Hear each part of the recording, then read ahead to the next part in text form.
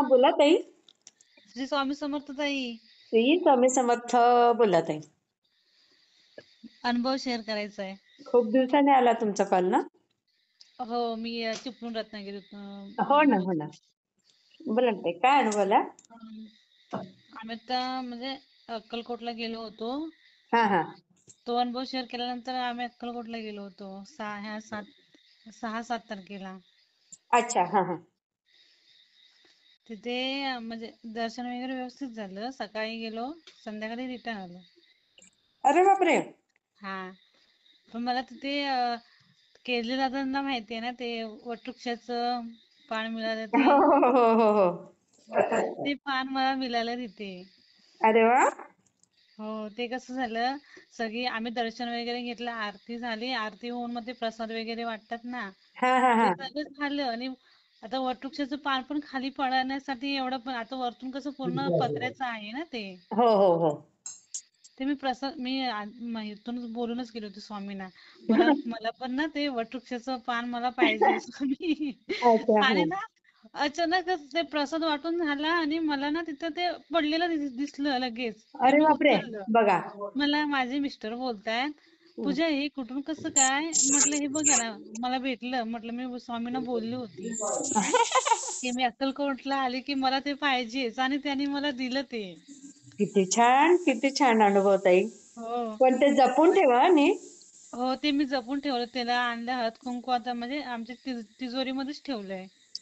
हळद हा. कुंकू लावते त्याला नेहमी, वगैरे पूजा होती त्याची. अरे वा.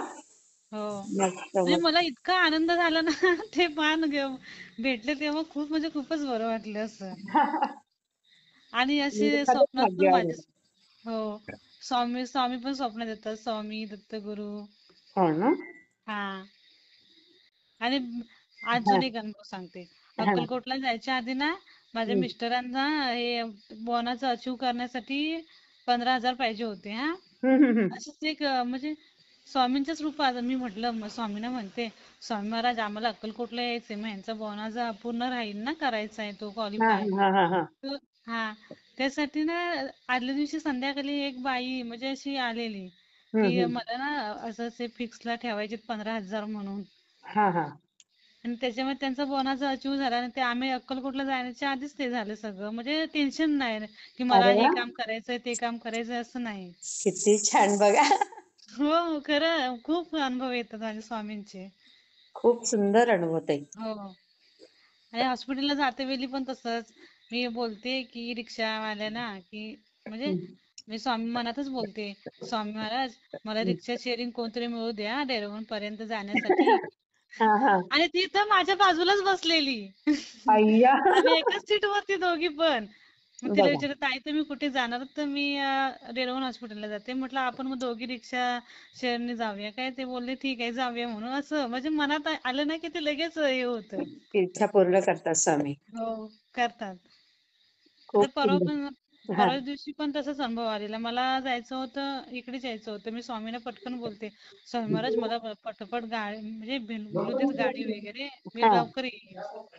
ते हं. पण लगेच झालं. म्हणजे लगेच आलेली. ती गाडी पण श्री स्वामी समर्थांचीच वाल्यांची होती. अरे वाह! किती छान तसं, ना ताई. हो, मस्त. खूप छान ताई.